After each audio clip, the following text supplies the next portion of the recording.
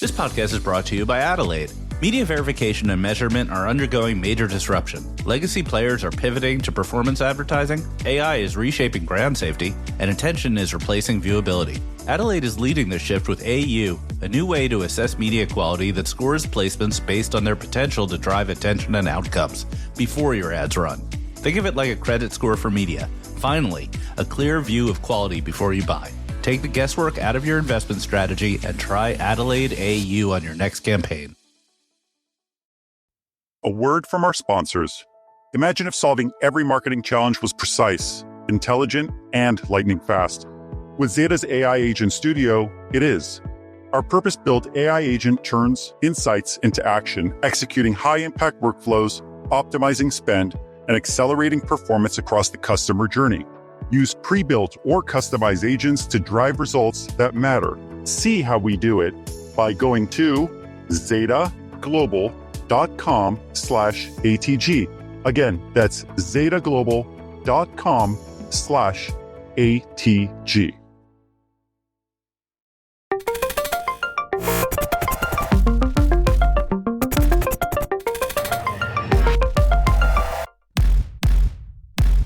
Welcome to the Marketecture Podcast. I'm Ari Paparo, no longer the CEO of Marketecture, just a humble podcaster. And I'm here with Eric Franchi, who, was up for the job of CEO, but unfortunately we had to pass. Sorry, Eric. That's okay. Well, congratulations to our friend Jeremy Bloom as the new CEO of Marketecture. Let's back it up. Tell us the story about this. Why the move? Why Jeremy?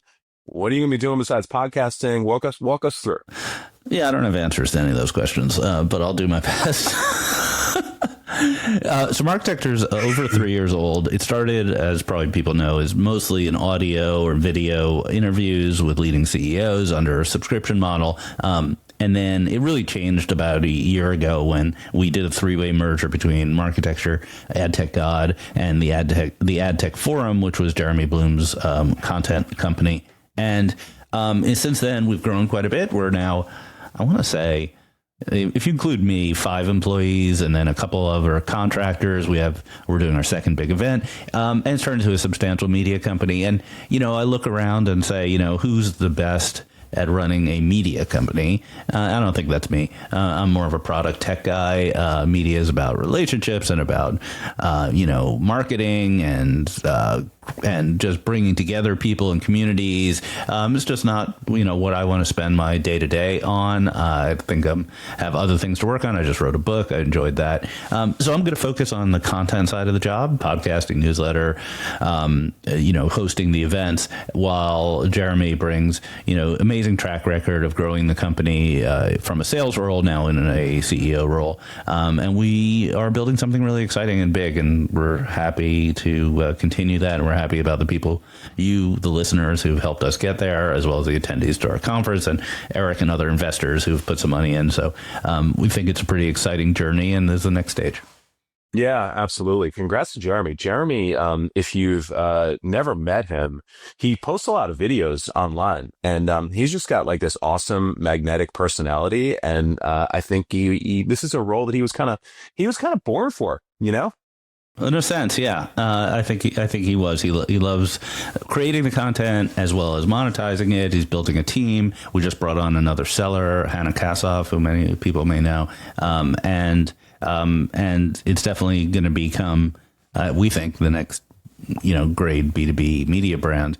And I'm excited to be along for the ride. I'm still the chairman, so I still am probably the largest shareholder, and I'm spending a lot of time on it still. I'm just not the one who has to, make sure the snacks are in the kitchen and stuff like that. All right. Well, let's talk about where you're going to be spending your time. Obviously, it's here on the pod, and then you're going to have a big hand in Marketecture Live, which is like right around the corner, and the list of speakers is ridiculous. We've been looking at poring over all of the submissions for the startup showcase. First of all, if you guys think that ad tech is dead, you are damn wrong. I made one post Sonia made one post and we got over 60 qualified submissions, which is ridiculous. It's so 60 awesome. new startups in ad tech. Who knew? 60 new startups. The vast majority of ones that were new to me and Sonia, and probably you are. So that was amazing. So we are looking at all of them. We're taking our time. We're going back and forth and debating. Over the course of the next week or so, we're going to be finalizing who, we want to be the finalists. We'll reach out to them. We'll confirm their attendance, and then we will announce who the finalists will be over the course of the next week or so. But this is awesome. The submissions are awesome. I can't wait. Yeah, it was one of my favorite sessions last time, and we're making a lot of improvements. We're actually going to have a trophy. That's what you get. You're not going to get an investment, but you get a trophy. And the glory. And the glory. The bragging rights. Really looking forward to it. It's towards the end of the day, and then we transition from that into me and Antonio from Chaos Monkeys in our podcast segments, which should be a lot of fun, and hopefully he won't roast me too hard. Right. All right, let's get into the podcast. So today's guest is second-time guest, Lisa Utzschneider, who is the CEO of Integral Ad Science, IAS, and we have a great conversation with her about her company, the open web, how AI is affecting them, whether carbon is still a thing, whether attention is going to be the next big thing. We have a pretty wide-ranging conversation I think people will find pretty interesting. So let's dive in with Lisa. All right, Lisa Utzschneider, thank you so much for joining us. This is, I think, the second time you're on the pod. Hi, Ari. How are you? Hi, Eric. Thanks for having me today. I need another cup of coffee. Ari, I was actually looking the last time we spoke, and it's been too long. It's been a while. Yeah, I think it's been over a year. We had that whole bonding over the fact that we were in the boxing ring. Exactly. You could go back into our archives. I don't know if anyone listens to podcast archives. I probably wouldn't. They do. It's funny. Yeah, we wanted to have you on, not just because of your sparkling personality, but because you're in a really interesting space. It's moving around a lot. It's crosses between open web and walled gardens, and kind of is in the stream of kind of some of the most interesting conversations that happen in our space. So I wanted to start with that. I in my mind, I think of your space. I don't even know what to call. What do you call yourself? You're not a verification company. What's the adjective that describes IAS? So we refer to ourselves as a global optimization and measurement company. Optimization. Okay, we're going to get back to that one. Performance. Put a pin in that. It is. It's all about outcomes. Yeah. Okay. So in my mind, because my mind stopped developing 10 years ago. I think of you folks as like web verification, viewability, etc. But going on your PR page, almost every press release has something to do with walled gardens or hedge gardens. There's Snapchat, Lyft, all these companies that want to be, I don't know what adjective to use, verified, optimized. So tell me from your perspective, what's the current state of play of open web, hedged gardens, walled gardens? Where are customers asking you for help?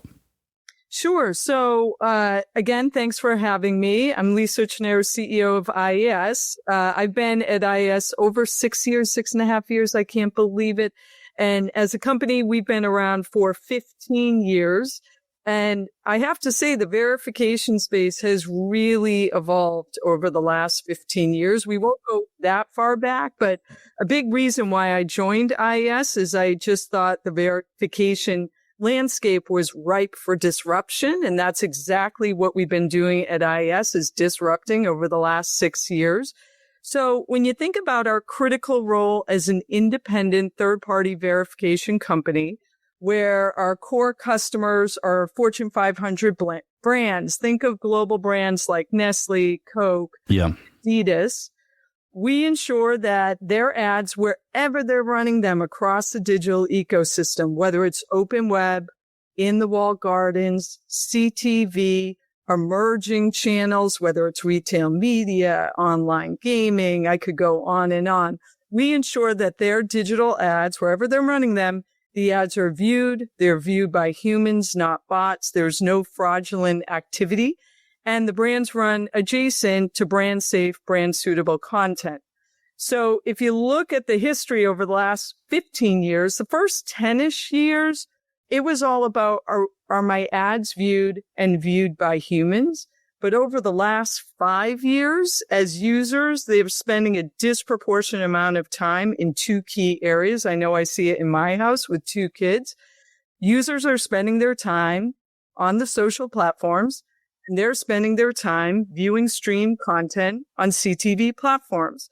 And because of that, the brands want to go where the users are. So the brands are shifting billions and billions of dollars to the social platforms and CTV platforms.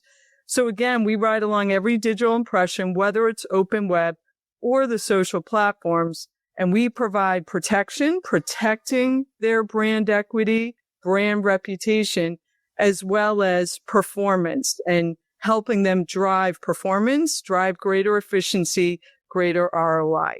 All right. Yeah. So it's clarifying that you very clearly identify your customers on the buy side. They're your constituency that really matters. I want to dive into optimization and performance, words you've used a couple times already. So does IAS have a direct product that does optimization, like the way your rival DV bought Sybids, or is it more like a function of quality? Good question. So one clarification on our customer base is I don't want to forget the publishers. So The publisher business is also a really important part of our business. Again, the buy side makes up the majority of our revenue, but we also have a robust publisher business. In terms of optimization, our working thesis has been help the brands run their ads in higher quality media, which leads to higher ROI. Performance is an area that we've been investing in over the last few years. And you can see it in the numbers, the performance of the company, that the brands, they are leaning into our performance-based products. I could walk you through the product portfolio, but we do have this one product that actually came out from a small acquisition. I bet you remember Amino Payments. Sure, I know, Will. I bet Eric was an investor. Were you an investor, Eric? We were an investor in Amino. Of course. That was, since I've been at IAS, we've made 4 acquisitions. And of the 4, 3 are what I call tech tuck-ins. So Amino is one of them. Such cool tech, because from Amino's tech, we were able to launch a product called Total Visibility. What Total Visibility does, it provides, look at Eric's nodding. I bet Eric could give the pitch right now. It provides transparency and supply path optimization. And so what that means is we are providing transparency. When you talk to brands about the black box, and I would argue the landscape, it's getting even sort of more opaque for brands in terms of what's happening to their budgets. We are leaning into all things transparency. So we're providing transparency into supply path optimization. The brands are providing their outcome data. So that's where you start doing that math of media quality plus media cost.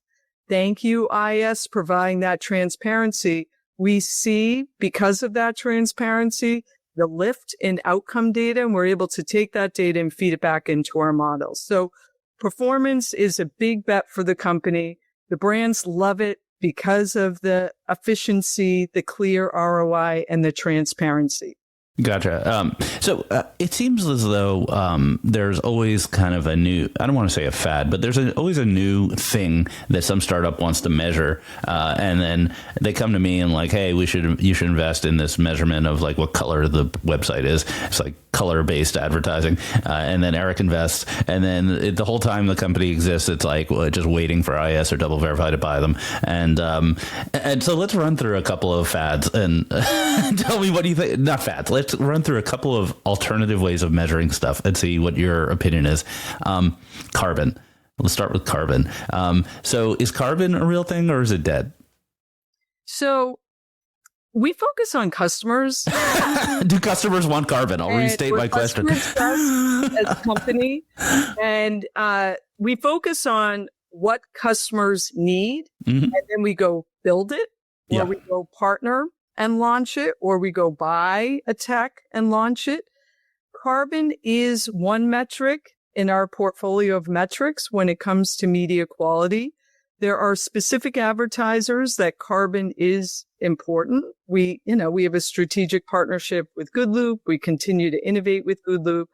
So when you sit with specific brands, and I personally spend a lot of time with the CMOs, especially brands in Europe that are headquartered in Europe, Yeah. when you sit at Cannes with those CMOs, they talk about carbon. Okay. They have carbon embedded, their carbon expectations embedded in RFPs. So again, it's just one metric of a portfolio. Same thing with attention, right? Attention. Yeah, we're going to get to attention. Yeah. Same thing. Important metric, but it's one metric of a portfolio of metrics that matter for brands.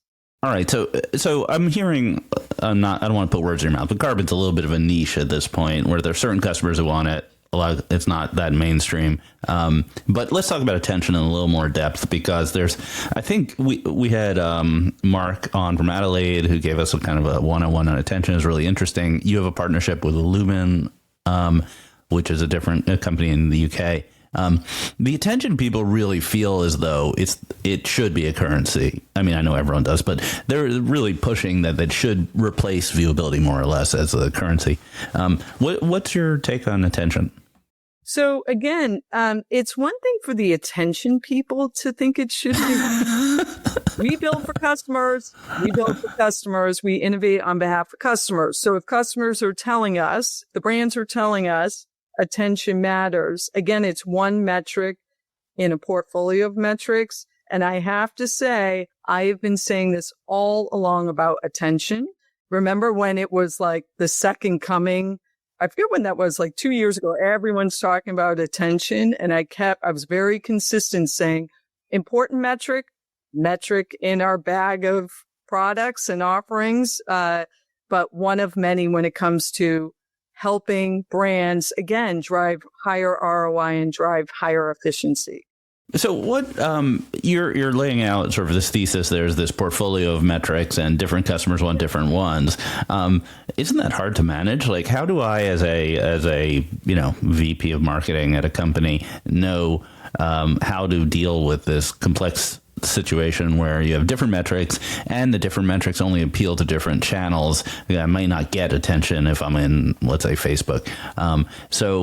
That sounds like a really complex problem. If you could kind of up-level the conversation, how should we think about it? Yeah, I'll up-level it. So I actually had the opportunity to sit and spend time with our commercial leaders yesterday from all over the world, which was great. They came into New York.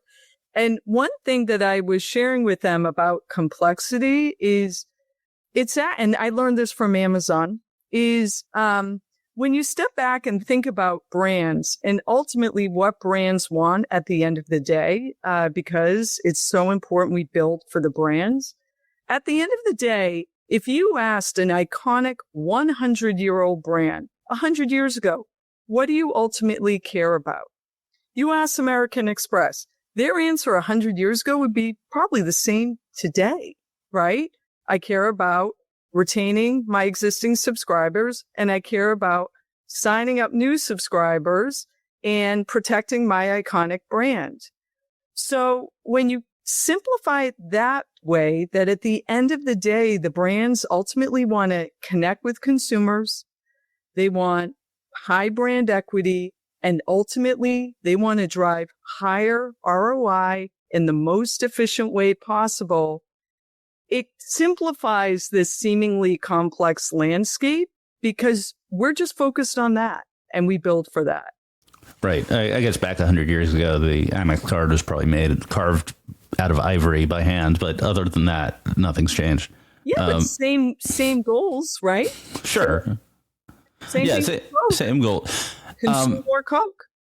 You gotta sell more stuff. Make the cash register ring. Yeah. All right, we have to talk about AI. So I have two angles on the AI. First, tell us what you're doing in AI. Yeah, happy to. Like I said before we started, topic du jour. So science is in the name of our company. We're deep in all things related to tech and data and science. We've been leveraging AI for years with our products. Majority of our products are powered by AI. In particular, our multimedia classification products. So by leveraging AI, our modeling is faster. It's higher velocity. We are removing the human from the sort of model validation. So if you went under the hood of IAS today, you would see that 97% of our model validation has no human in it anymore because of the sophistication of our models that we built, because we process so much data.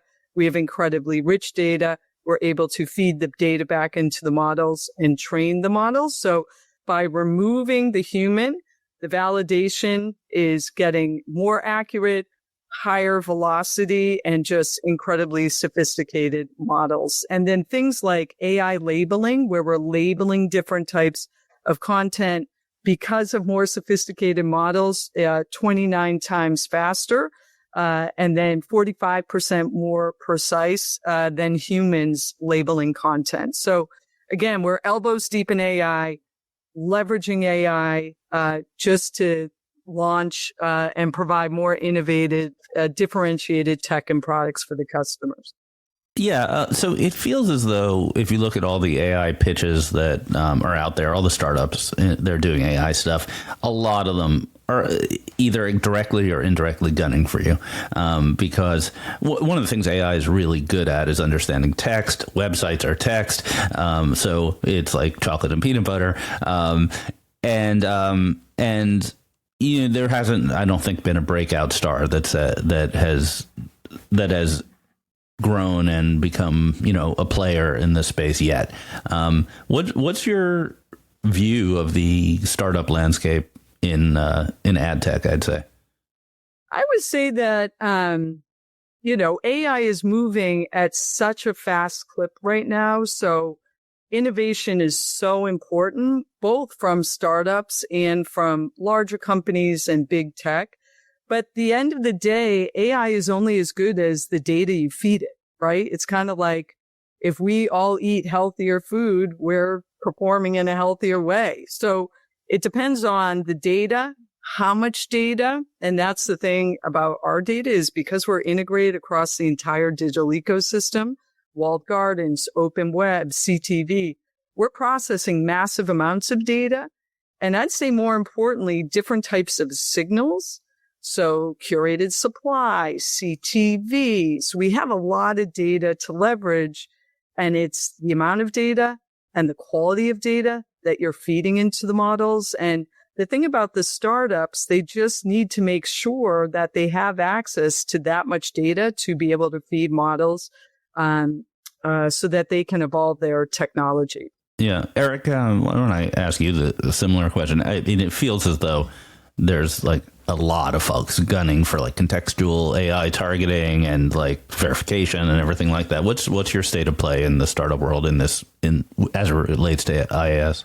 Yeah, I mean, it's clearly like one of the most interesting categories. There's a handful of companies that are really focused on two problems, right? So it's brand safety, right? Maybe the original kind of core product for companies like IAS, and then there's brand suitability, which, because of the natural language nature of LLMs, you can do some pretty interesting things to see what's going on, whether it's on a website or in an app or presumably other environments, and make it more tailored to a brand's guidelines than the kind of like blunt force keyword blocking type stuff. So I think it's like a massive potential kind of like up leveling of the category. But to Lisa's point, as you think about this, like what does it also require? It also requires like a massive amount of data for the processing to make the stuff work really, really well. Right. So I think it's very interesting to juxtapose what some of these, AI first LLM centric companies can do with, what they have versus an IAS or others that, are just like operating at a greater scale. I think it's a super interesting category, and it's probably going to push, everybody to get better. Yeah. So if you think about, and I agree with what you're saying, Eric, when you think about like how much video we're processing today, let me get these out of the way. If you take a look 2 years ago with our multimedia classification model, where we're in the social platforms classifying video, image, audio, text, 2 years ago, we were classifying 2 years of video content a day. if you fast forward to today, in 2 years, we now process 50 years of digital video content a day. That's a lot of data. And so I have to say, good luck to the startups who are trying to get into the brand safety and suitability space, both in terms of breadth and depth of data. This is massive amounts of data sets to train the models, having those integrations with the tech platforms. It's just a lot of data and processing, and it is just a big differentiator for IAS. Absolutely. So you talked about video. One area that you didn't touch on that I'm just curious about, right? So if we think about the two fastest growing parts of advertising, it's, all things streaming and CTV, and then there's retail media. Retail media is unique in that it doesn't have the, I think legacy brand safety issues that, some of the, call it open web might. But money is pouring into it. And I would imagine it's a really attractive spot for IAS. Where do you play in retail media? Yeah, good question. I actually disagree with what you just said. So retail media, we're integrated across all the major retail media networks. And when you take a look, and this is 6 years at Amazon, so I know a thing or two about building ad businesses on a retail media platform.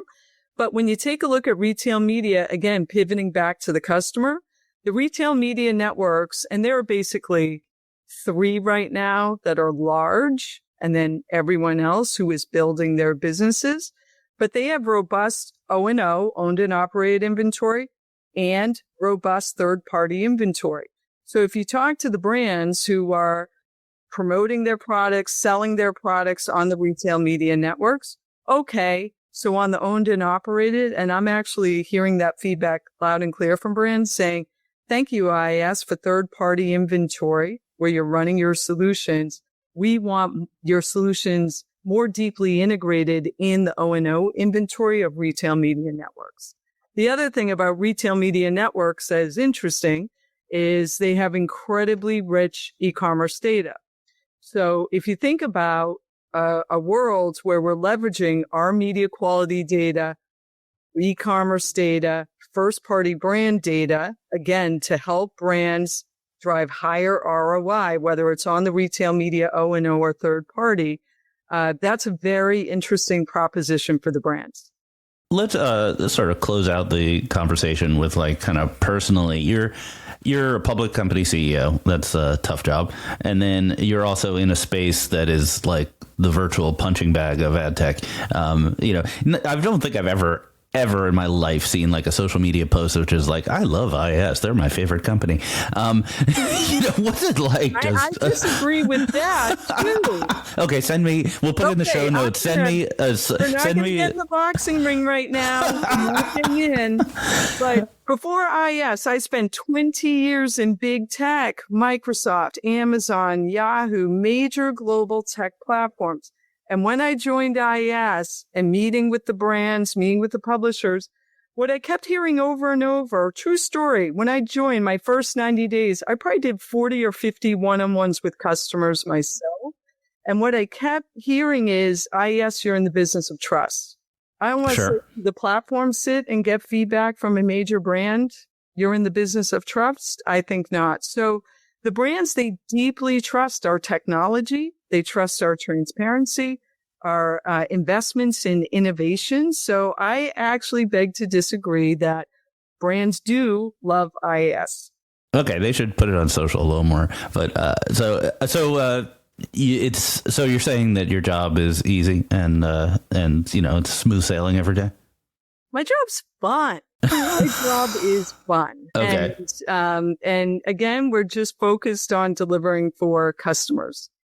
All right, that's a great way to end it. So I'm glad that your job is fun. I wish that for all the ad tech CEOs listening to this and try to aspire. That's right. Be in the business of trust. Trust and fun. Yes. All right, Lisa, thanks so much for joining us. This is a great conversation. Great. Thanks to both of you. Have a great day. Thank you. This episode is brought to you by Sovereign, a software and data company powering commerce media campaigns for the world's largest brands. With real-time purchase intent data collected from over $3 billion in annual retail spend, Sovereign's commerce media deals are helping reach consumers at the time of purchase and deliver better outcomes for advertisers. To learn more, visit sovereign.com. That's SOVRN.com to learn more. Okay, we are back, just the two of us, with the refresh, the news of the week. All right, we got a lot this week, so we're going to take it from the top. There's a bunch of Google news coming in hot. We've got big partnerships, not small boy partnerships, big boy partnerships, and some interesting M&A, and particularly in the pharma category. So we'll take it from the top. Google. This, I think, hit Friday, right, Ari? It hit after we had recorded, yeah. Yeah. Walk us through the EU fines first. Yeah, so the EU has been pursuing Google on virtually the exact same case as the U.S. DOJ, and they have a different process. There's no jury trial or anything, and they've been largely anticipated to be found, in violation, whatever, not guilty, but in violation. And the scuttlebutt has been that they were waiting for the DOJ to finalize their remedies before the EU finalized the remedies. And a little bit surprising, they came out with their remedy, which was a $3.4 billion fine. It was in euros, but that's the equivalent in dollars. And so the initial, and there was reporting by Reuters that this was somewhat a dumbed down remedy because they're scared of Trump and the trade negotiations between the EU and the US, so they didn't order a breakup. And so that's the headline is they didn't order a breakup. But if you dig a little bit further, the resolution, in addition to this fine, which, by the way, at $3.4 billion, someone commented to me offline, is probably more than the profits of AdX in its entire history. So everyone's saying, "Oh, DoubleClick was the best acquisition ever." Maybe not. On a profitability basis. So $3.4 billion. But the interesting thing here is that the EU gave Google 60 days to propose remedies, structural remedies. They'll prevent future abuses of the monopoly, which is kind of like this cop-out where, basically the EU has said, and they said even in the announcement, that the only remedy they think is acceptable is a spin-out. But then they didn't order it. They just said, okay, Google, up to you, 60 days, tell us what the remedy is going to be, but we withhold the right to determine what the remedy will be. So I think this is a kick the can to avoid Trump's situation. They want the Virginia court to give the real remedy, and then they'll hop on it. And in the meantime, they take the $3.4 billion. I'm not that familiar with European law, but I don't think any of that $3.4 billion is going to anyone besides the EU coffers. It's not like publishers are going to get a check from that. Whereas in the US, the part of the remedy is a escrow fund for publishers based on the profits of AdX. So this is just kind of a messy thing. And then Trump talked about it. So Trump posted on Truth Social that this was very unfair and he might do a trade war, which brings up the very real possibility that someone in Trump's orbit may read my book, Yield. And, I'm here if anyone wants discounted copies for the cabinet. This is all very helpful. One question. So they were fined $3.4 billion. Yeah. Do they just pay the $3.4 billion, or are they going to fight it and settle? I don't really know the ins and outs of EU law. I assume they'll do everything they can to avoid paying it and settling. Right. The basic strategy for Google is to get all the cards on the table, and we'll talk about the civil suits next. Yeah. They have, according to a quick search, $95 billion in cash. So this would be not like a small amount of their cash, like over 3%. The $3 billion at a time adds up. I mean, there was a similar fine in the App Store case. There's been fines in the Android case. Europe is extracting its rents from the tech companies one fine at a time. Yeah, no, for sure. Okay, well, there's that. Google's also being sued by someone else named PubMatic. So we had OpenX suing, and then now we have PubMatic suing. It seems like this is going to become a trend here. So In addition to fines, another way that you can get like really worked down is just having to line up ever more attorneys to fight lawsuits. Did you look at the Pubmatic custom website? Yeah, they have pubmaticvgoogle.com, which goes with openxvgoogle.com. And Hold on, did you buy any URLs? Yeah, I bought magnitevgoogle.com. If you go to magnitevgoogle.com, it redirects to my website. If Magnite wants it, they could ask for it. I'll give it to them, but then I'll know they're suing them, so I'll have a scoop. You know, it's a jujitsu, journalist jujitsu.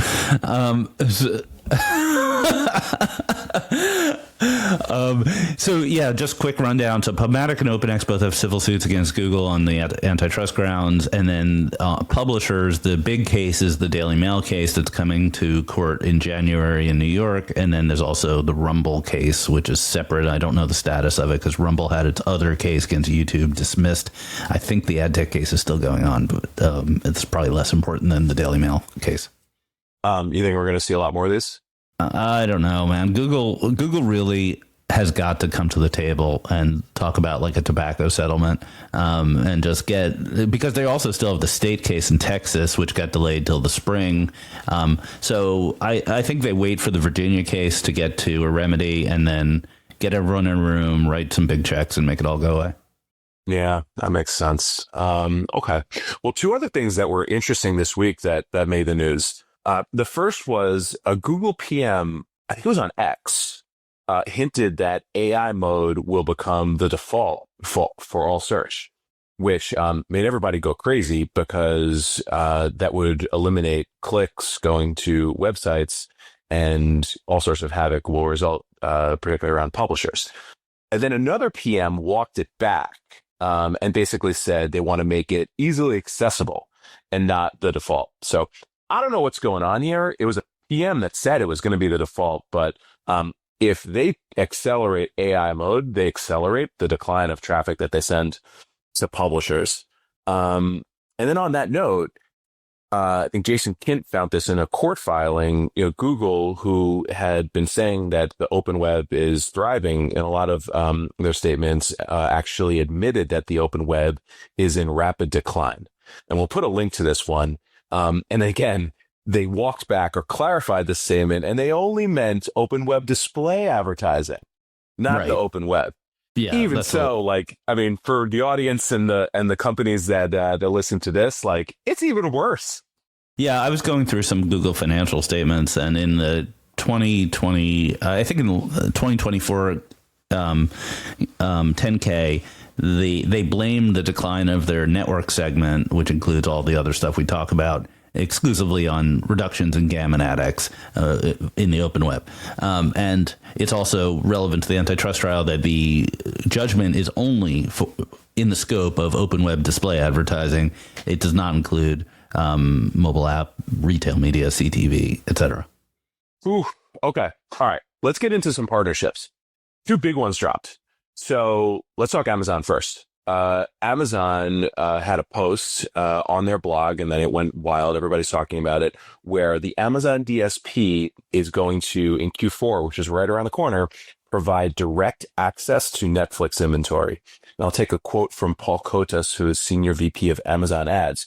Our goal is to remove the guesswork for advertisers by making it simple to manage all of their TV planning and buying with Amazon Ads. That's big. Yeah, but Netflix has been available to the Trade Desk and others. So, I know. This is a Vibe announcement, or rather, the reaction is a Vibe announcement, because Amazon did its partnership with Roku a month and a half ago, or a can, I think it was, and that was, oh my God, Amazon and Roku, that's a huge deal. It is a huge deal, but it's also just equivalent to what the Trade Desk already had. And now, Netflix is available, I think, on the Trade Desk, Yahoo DSP, DV360, and now Amazon. So this is a important partnership, but it's nothing like brand new we haven't seen before. But the vibes are that Amazon's the upcomer and Trade Desk is on the way down. So this just reinforces the vibes, which makes people freak out. I think that's right.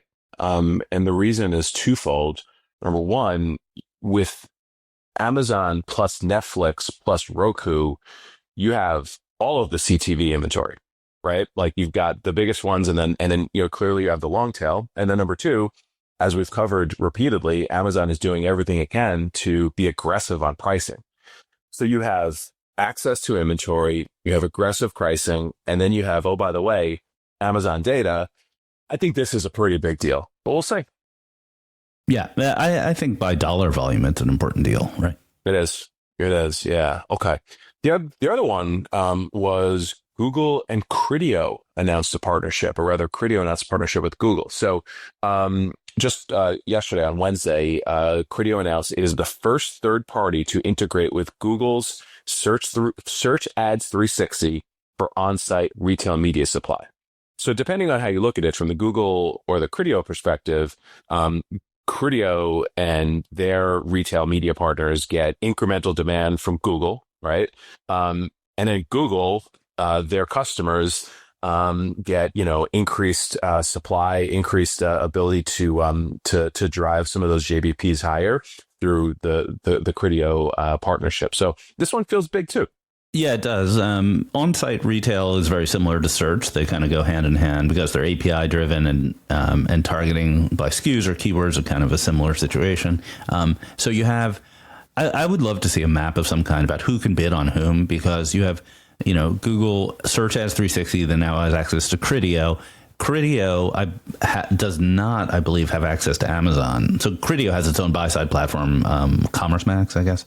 It does not. It has access to Criteo's network and maybe some others, but doesn't have Amazon. And then the leading independent is Sky, and Sky, I believe, has access to everything. But I'm not really sure. That's why I'd love to see a map, or if someone wants to comment on our Twitter or on our comment, I'd love to know who has access to whom. We never talk about Sky. We don't. Sky comes up all the time as sort of this mysterious company. It's the renamed Kensho. So it used to be a duopoly. Kensho and Marin were fighting for the SAM market. I think Marin went out of business or went bankrupt, and Kensho changed its name because generally being in the search business was low margin, low growth, and they were both public companies that nobody really paid attention to. But now that's been renamed Sky, and it has probably the most comprehensive retail media buying network. It attracts some attention. Yeah. Well, if we think about, the battle of retail media, it's Amazon, versus Criteo in some ways. So if you take Criteo's supply and then bring in Google's search ads demand, I think this is a massive win for Criteo, or could potentially be. It could be, yeah. I mean, I think Criteo is trying to be the sell-side retail media network for everyone who's not Amazon. And so the more demand you have, the more appeal you have to supply side. And then you have Kevel, which is more like the custom solution for bigger commerce media who don't want to be part of the Criteo network. So it's interesting how it's all playing out. Yeah, no, it's a good walkthrough. Kevel, an Aperion portfolio company. All right, let's talk about M&A, and then we're going to spend some time on pharma. So we'll talk about non-pharma M&A first. So if you attended the first Marketecture Live just earlier this year, you saw a handful of companies present, one of which was this startup called Streamer, a very personable CEO named Jonathan Moffey like coffee. He wears a pink hat. He's always talking SH on social. It was a year or so old company, and Magnite went and acquired Streamer. So shout out to Marketecture Live for showing you first. Shout out to Jonathan. I've spent some time with him, and it's super cool. So Streamer is effectively like a little Vibe.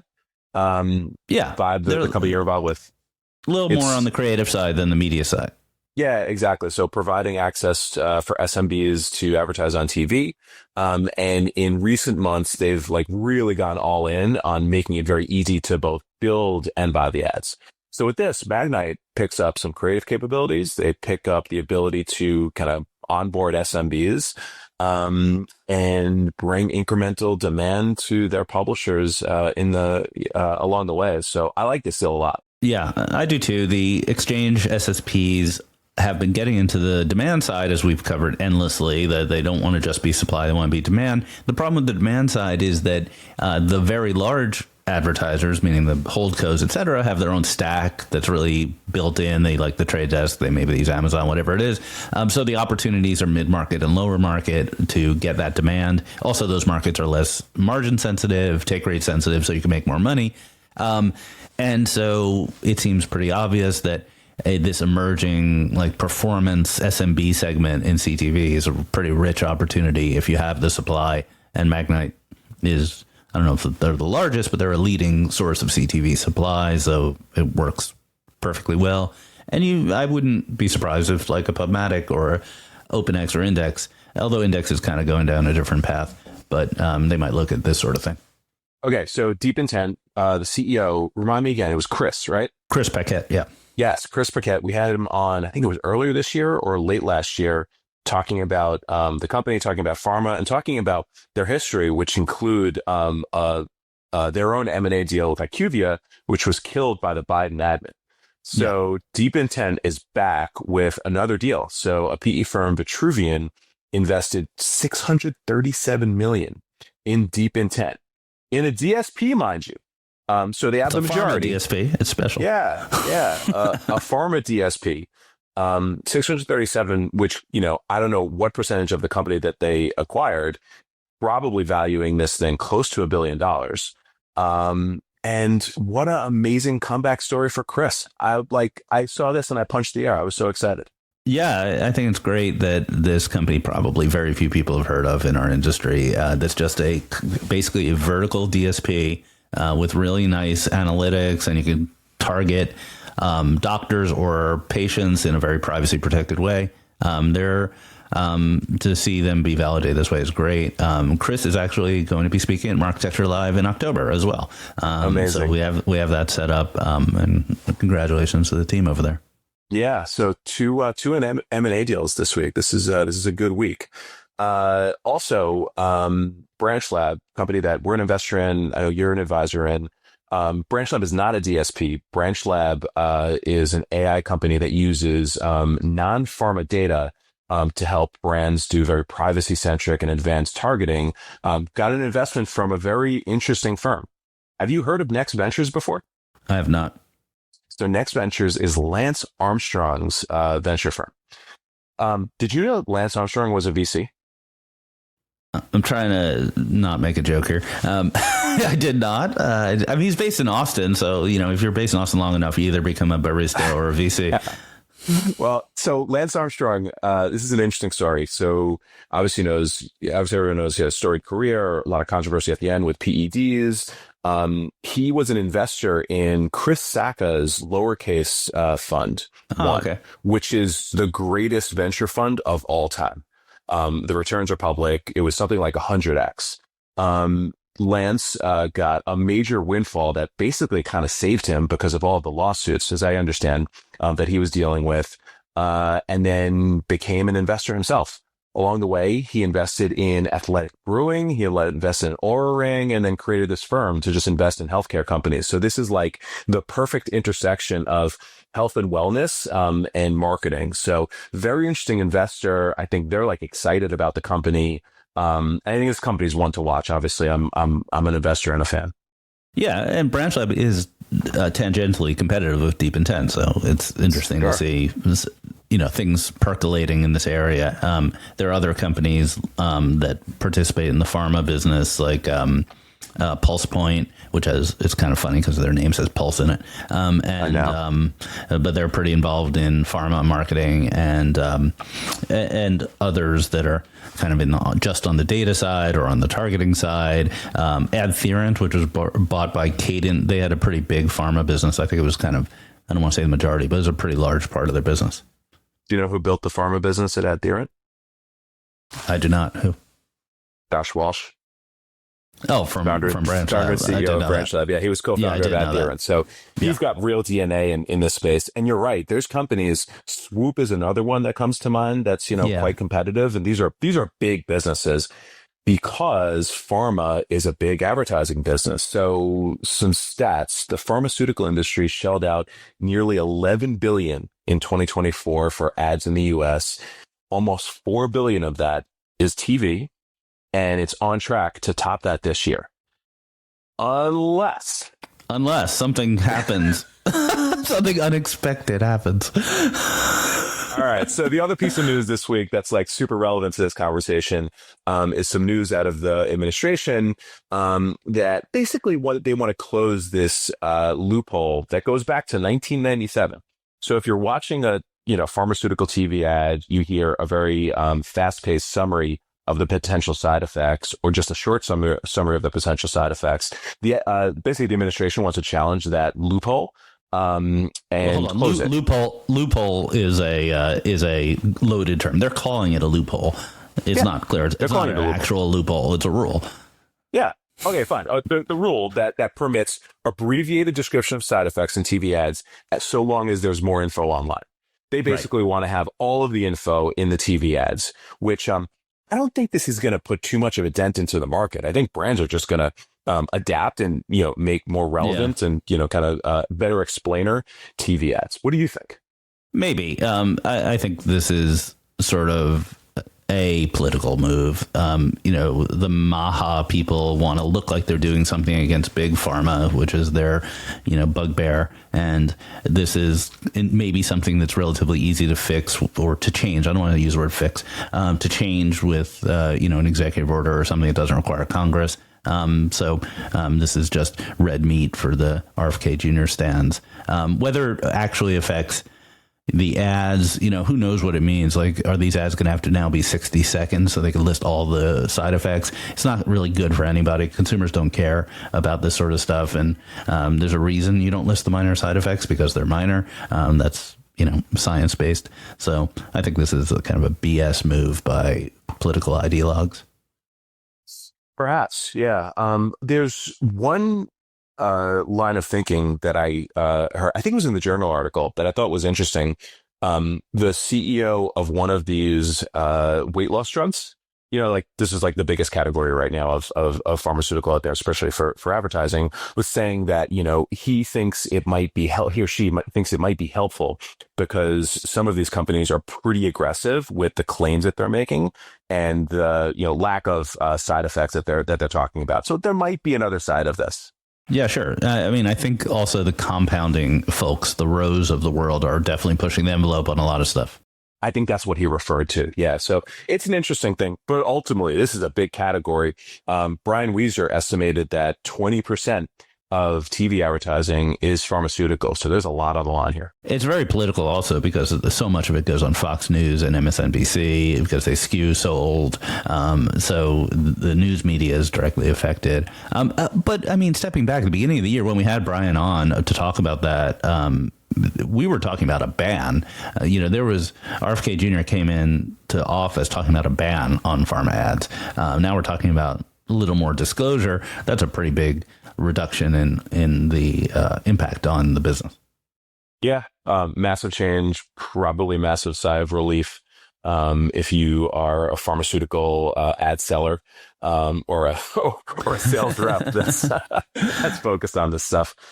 So big week for pharma, and I think we should call it there. What do you think, Eric? Yeah, let's call it there. A good conversation. Thanks to Lisa for joining us, and a lot of news, and we will be back next week. So thanks, everybody. Bye, everybody. Thank you for subscribing to Marketecture. New interviews are added every week at marketecture.tv and your favorite podcasting app.